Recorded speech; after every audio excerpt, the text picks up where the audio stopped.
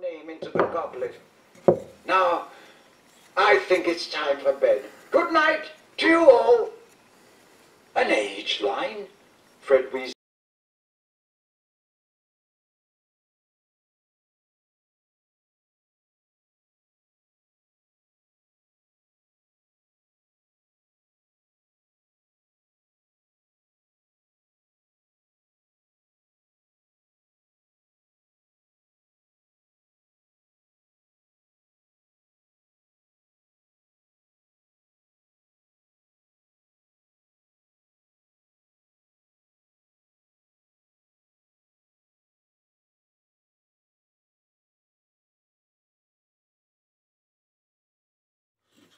You, he said, staring at Moody as though unsure he was really seeing him.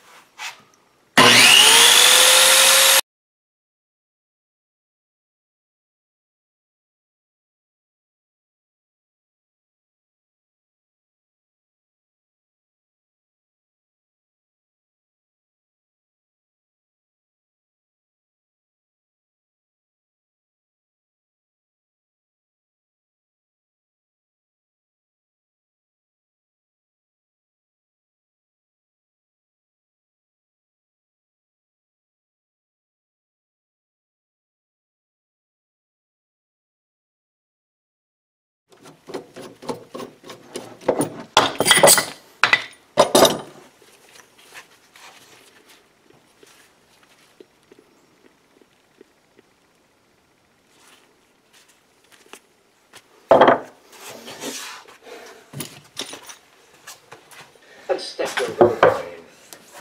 For a split second, Harry thought it had worked. George certainly thought so, for he let out a yell of triumph and leapt after Fred. But next moment, there was a loud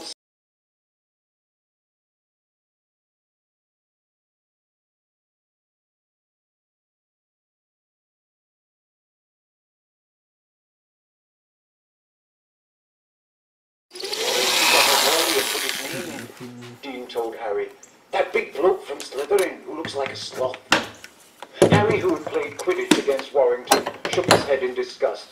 We can't have a Slytherin champion. And all the Hufflepuffs are talking about Diggory, said Seamus contemptuously. But I wouldn't have thought he'd have wanted to risk who aren't chosen. Ron nudged to Harry.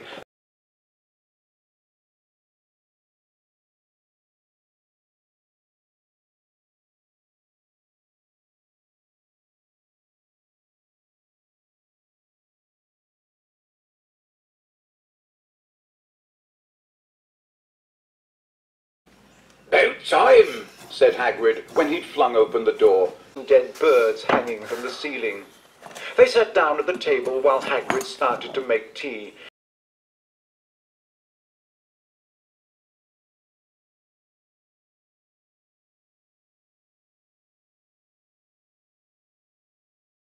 It was very cosy sitting by the fire, listening to the gentle patter of the drops on the window, watching Hagrid darning his socks and arguing with Hermione about house elves. He joined SP and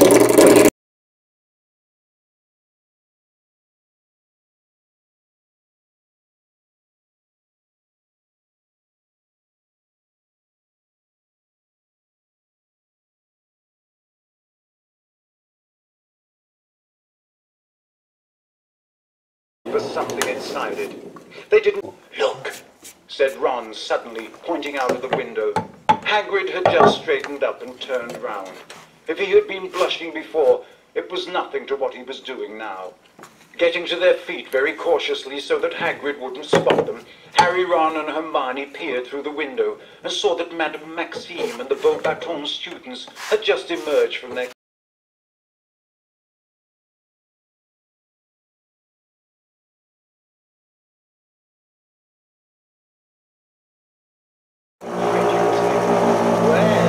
if they end up having children, they'll be setting the world. On either side of him, Professor Karkaroff and Madame Maxime looked as tense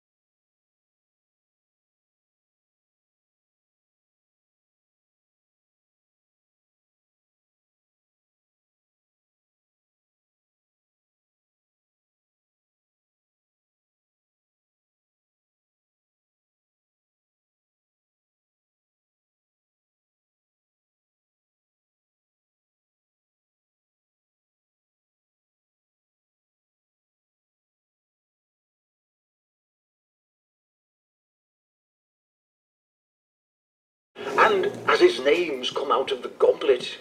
I mean, I don't think there can be any ducking out at this stage. He felt a ripple of anger. Little boy. Madame Maxime had drawn herself up to her full and... What is the meaning of this, Dumbledore? Many superb opals was resting upon Fleur's shoulder. Hogwarts cannot have two champions. It is most unjust. We were under the impression that your age line would keep out younger contestants.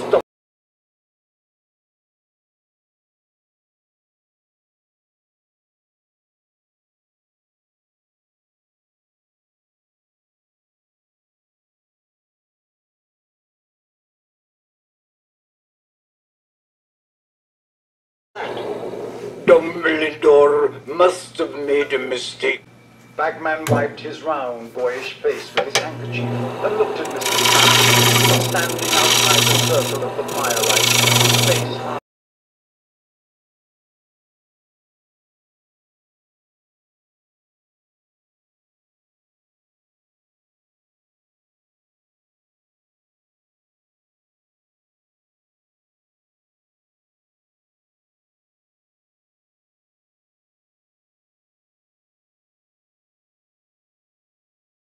Knowing he'd have to compete if it came out. Things, eh? It was a skilled witch or wizard who put the boy's name in that goblet.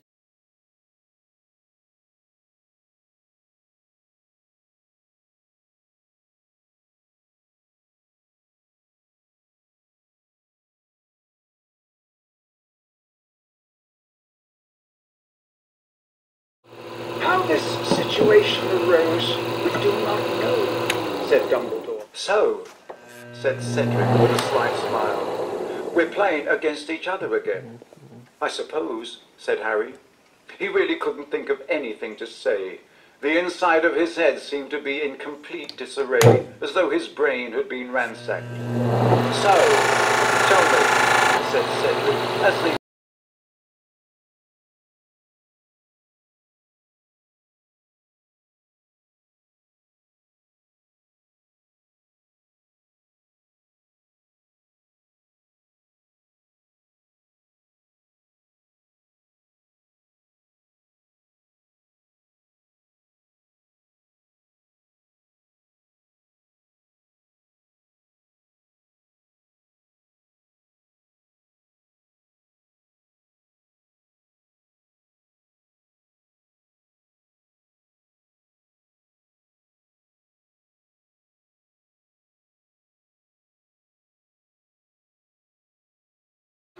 I'm going to bed. He wanted more than anything to find Ron and Hermione, to find a bit of sanity. But Harry managed to shake everyone off and climb up to the dormitory. To his great relief, he found Ron was lying on his bed, dark red velvet curtains, now hiding one of the few people he had been felt so miserable and worried. Then the memory of the previous night rolled over him. He sat up and ripped back the curtains of his own wall.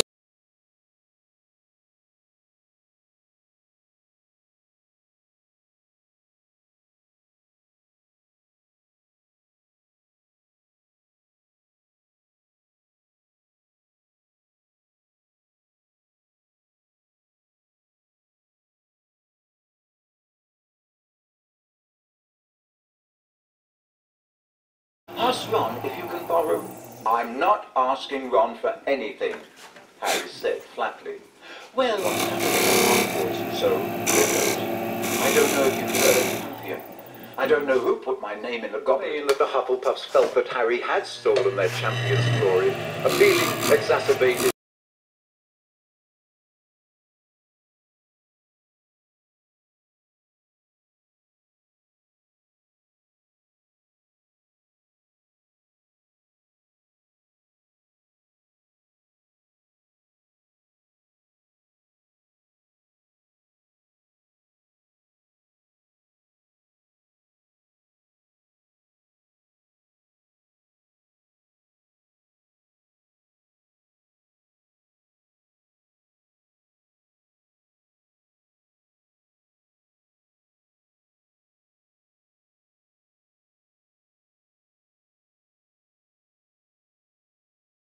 Daily Prophet reporter.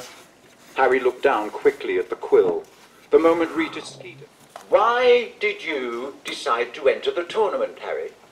I didn't, said Harry.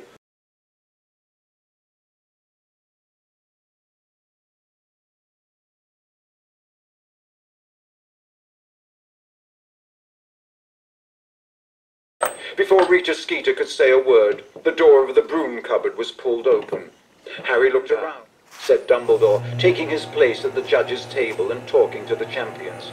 He will be checking your wands to ensure that they are in good condition before the tournament. Harry looked around.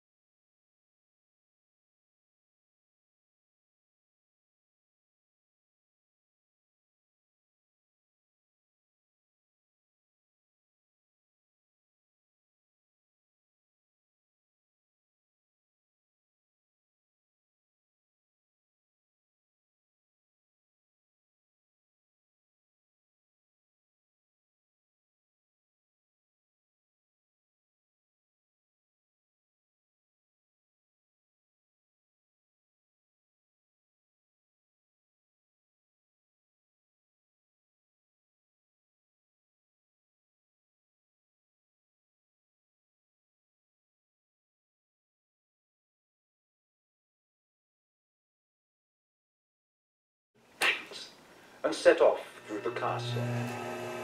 The grounds were very dark. Harry walked down the lawn toward the lights shining.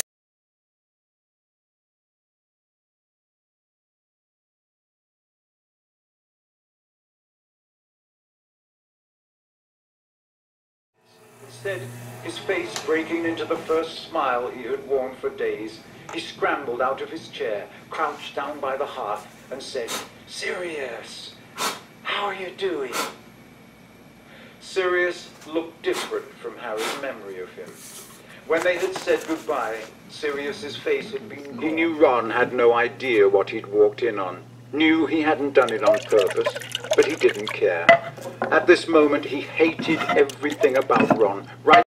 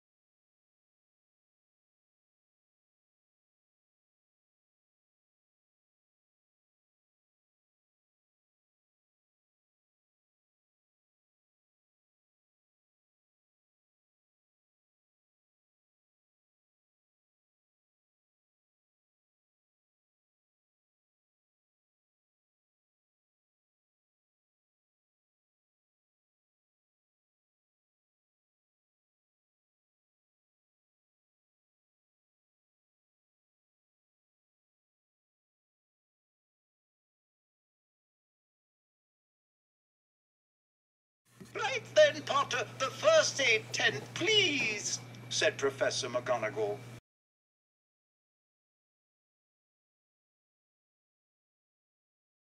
He was wearing the strangest assortment of garments Harry had ever seen. He had done an even worse job of dressing himself.